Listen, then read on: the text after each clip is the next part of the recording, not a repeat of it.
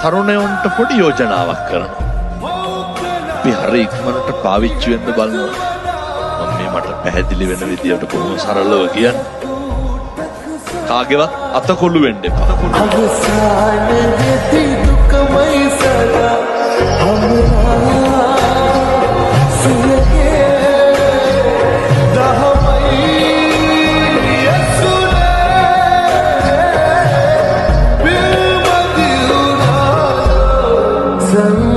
පොතක් පිරෙන්න හොඳ ලියලා තිබ්බත් මිනිස්සු මොකද කරන්නේ?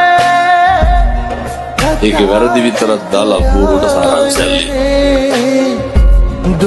මිනිස්සුන්ට පේන්නේ අඩුපාඩු විතරයි. හැම තැනම කියන කාරණයක් තමයි මිනිස්සු දෙන්නේ මිනිස්සු ගාව තියෙන ඒවා.